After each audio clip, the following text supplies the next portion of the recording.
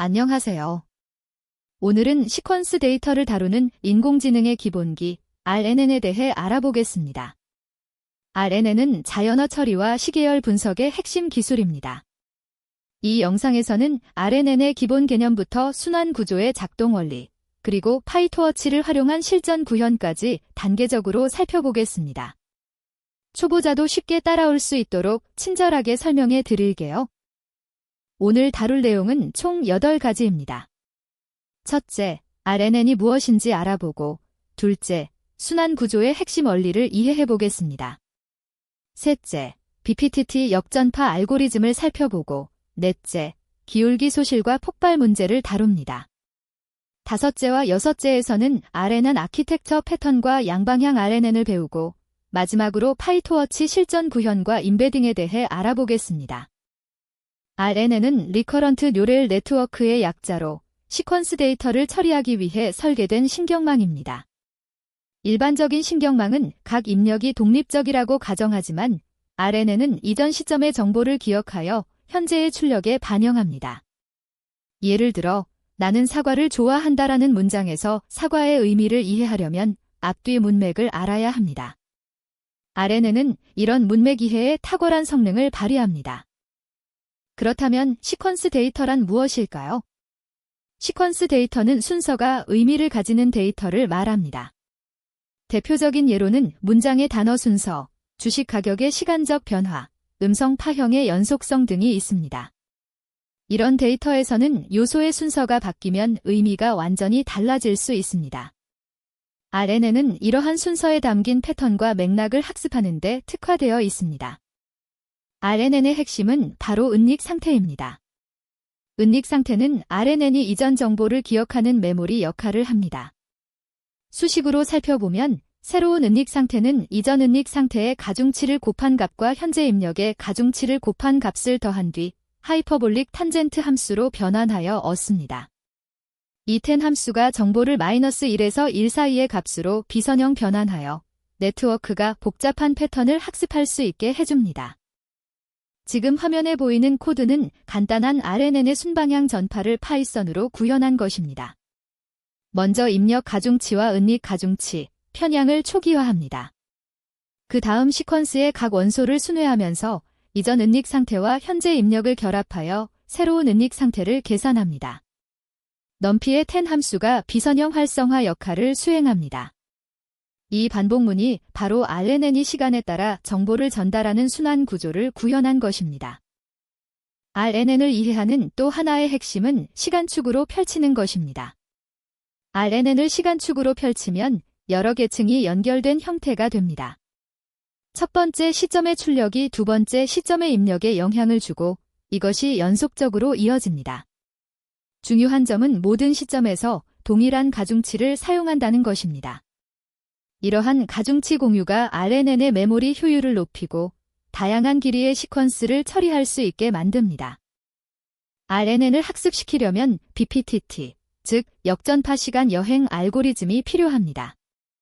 BPTT는 시간축으로 펼친 네트워크에 대해 일반적인 역전파를 적용하는 방법입니다. 최종 출력에서 발생한 오차를 시간을 거슬러 올라가며 전파합니다. 각 시점에서 가중치의 기울기를 계산하고 이를 바탕으로 가중치를 업데이트합니다. 시퀀스가 길어질수록 계산이 복잡해지지만 이것이 RNN이 시퀀스를 학습하는 유일한 방법입니다. 화면의 코드는 BPTT의 한 시점에서 기울기를 계산하는 과정을 보여줍니다. 먼저 출력에서 오는 기울기를 받고 10의 미분인 1-10 제곱을 곱합니다. 그 다음 입력 가중치와 은닉 가중치의 기울기를 각각 계산합니다. 마지막으로 이전 시점으로 전달할 기울기를 계산하여 넘겨줍니다. 이 과정이 시간을 거슬러 반복되면서 전체 시퀀스의 기울기를 구합니다. 이제 RNN의 가장 큰 문제인 기울기 소실에 대해 알아보겠습니다. 기울기 소실은 긴 시퀀스를 처리할 때 발생하는 치명적인 문제입니다. 역전파 과정에서 기울기가 매 시점마다 곱해지는데 이 값이 1보다 작으면 기하급수적으로 작아져서 0에 수렴합니다. 결과적으로 네트워크는 초기 시점의 정보를 학습할 수 없게 됩니다. 이것이 일반 RNN이 긴 문맥을 기억하지 못하는 근본적인 원인입니다. 문장이 길어질수록 앞부분의 내용을 잊어버리게 되는 것이죠. 반대로 기울기 폭발이라는 문제도 있습니다.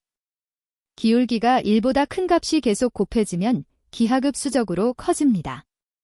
이렇게 되면 가중치가 비정상적으로 큰 값으로 업데이트되어 모델 전체가 붕괴할 수 있습니다. 이를 방지하는 가장 대표적인 기법이 기울기 클리핑입니다. 기울기의 크기가 일정 임계값을 넘으면 스케일링하여 안전한 범위로 제한합니다. 이 간단한 기법만으로도 기울기 폭발을 효과적으로 방지할 수 있습니다. 화면의 코드는 파이토워치에서 기울기 클리핑을 적용한 예제입니다. nn utils 클리프 그레드노엄 함수를 사용하여 모든 파라미터의 기울기 노름을 최대 1.0으로 제한합니다. 옵티마이저 스텝을 실행하기 전에 이 코드를 호출하면 됩니다. 매우 간단하지만 모델의 안정성에 큰 차이를 만듭니다. RNN에는 다양한 아키텍처 패턴이 있습니다. 그중 매니투어는 여러 입력 시퀀스를 받아 하나의 출력을 내는 구조입니다. 예를 들어 영화 리뷰 전체를 읽고 긍정인지 부정인지 하나의 결과를 출력하는 감정 분석이 대표적입니다. 전체 시퀀스를 순차적으로 읽고 최종 은닉 상태의 모든 정보가 압축된 상태에서 분류 결정을 내립니다. 텍스트 분류 작업에 가장 널리 사용되는 패턴입니다. 매니투매니 패턴은 입력 시퀀스의 각 시점마다 출력을 생성합니다. 기계 번역이 대표적인 예입니다. 한국어 문장을 입력으로 받아 각 시점에서 영어 단어를 하나씩 출력합니다.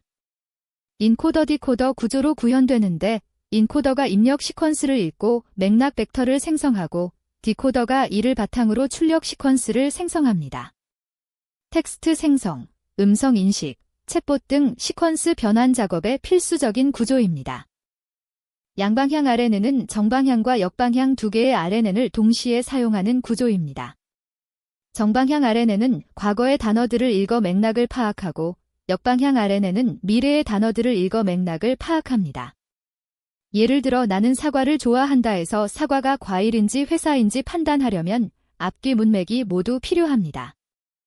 양방향 RNN은 두 방향의 은닉 상태를 결합하여 이런 문제를 해결합니다.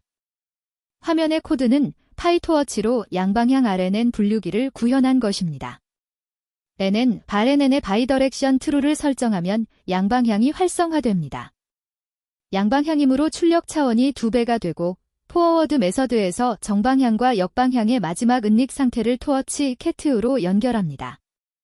히던 마지막 레이어의 인덱스 -2가 정방향, -1이 역방향 상태를 의미합니다. 이제 임베딩에 대해 알아보겠습니다. 임베딩은 단어를 컴퓨터가 이해할 수 있는 숫자, 벡터로 변환하는 기술입니다. 원앗 인코딩은 단어를 희소한 벡터로 표현하지만 임베딩은 의미를 담은 밀집 벡터로 변환합니다. 의미적으로 비슷한 단어가 벡터 공간에서 가깝게 위치합니다. 예를 들어 왕에서 남자를 빼고 여자를 더하면 여왕에 가까워지는 연산이 가능합니다.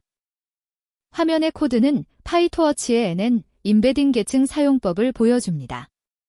넘버 임베딩지의 어휘 크기를 임베딩딤의 벡터 차원을 지정합니다. 단어 인덱스 텐서를 입력하면 자동으로 밀집 벡터로 변환됩니다. 배치 크기 4, 시퀀스 길이 16인 입력이 4, 16, 128 형태의 임베딩으로 변환되는 것을 확인할 수 있습니다. 감정 분석의 전체 파이프라인을 정리해 보겠습니다. 첫 번째 단계는 토큰화로 문장을 단어 단위로 나누고 정수 인덱스로 변환합니다. 두 번째는 임베딩 단계로 정수 인덱스를 밀집 벡터로 변환합니다. 세 번째는 RNN 처리 단계로 시퀀스를 순차적으로 읽으며 맥락을 파악합니다. 마지막으로 완전 연결 계층에서 긍정 또는 부정을 분류합니다. 이 네 단계가 RNN 기반 텍스트 분류의 표준 파이프라인입니다. 화면의 코드는 LSTM을 활용한 감정 분석 모델의 전체 구현입니다. 임베딩 계층, LSTM 계층, 드롭아웃, 완전 연결 계층으로 구성됩니다. LSTM은 기본 RNN보다 기울기 소실에 강하므로 실전에서 더 많이 사용됩니다. 포워드 메서드에서 마지막 은닉 상태만 추출하여 분류에 사용합니다. 어휘 크기 1만, 임베딩 차원 128, 은닉 상태 256으로 설정했습니다. 기울기 소실 문제를 극복하기 위해 LSTM이 개발되었습니다. LSTM은 셀 상태라는 정보 고속도로를 통해 장기 정보를 보존합니다. 여기에 세 가지 게이트가 정보의 흐름을 제어합니다. 퍼게트 게이트는 셀 상태에서 버릴 정보를 결정하고, 인포트 게이트는 새로 저장할 정보를 선택하며, 아웃포트 게이트는 출력할 정보를 결정합니다. 이 게이트 메커니즘이 LSTM이 긴 시퀀스에서도 정보를 잃지 않는 비결입니다. GRU는 LSTM을 더 간결하게 만든 구조입니다. 업데이트 게이트와 리세트 게이트 두 개만 사용하여 파라미터 수를 줄였습니다. 업데이트 게이트가 이전 상태를 얼마나 유지할지, 리세트 게이트가 이전 상태를 얼마나 무시할지 결정합니다. 구조가 간단해져서 학습이 빠르고 메모리 사용량도 적습니다. 데이터가 충분하지 않거나 모델을 가볍게 만들어야 할 때 LSTM 대신 좋은 선택이 됩니다. 마지막으로 RNN 실전 팁을 정리하겠습니다. 첫째, 시퀀스 길이를 100에서 500 정도로 제한하세요. 너무 길면 기울기 소실이 심해집니다. 둘째, 드롭아웃을 0.3에서 0.5 사이로 적용하여 과적합을 방지하세요. 셋째, 어텐션 메커니즘을 추가하면 모든 시점의 정보에 가중치를 부여할 수 있어 성능이 크게 향상됩니다. 넷째, 워드 200이나 글러브 같은 사전 학습 임베딩을 사용하면 학습 초기부터 의미 있는 표현을 시작할 수 있습니다. 여기까지 RNN의 기초부터 순환 구조의 원리, 그리고 파이토워치 실전 구현까지 알아보았습니다. RNN은 시퀀스 데이터 처리의 기본이 되는 중요한 기술입니다. 이 기초를 바탕으로 LSTM, GRU, 그리고 트랜스포머까지 나아가실 수 있을 것입니다. 시청해주셔서 감사합니다. 더 많은 AI 기술 가이드를 원하시면 코드덱 KR을 방문해주세요.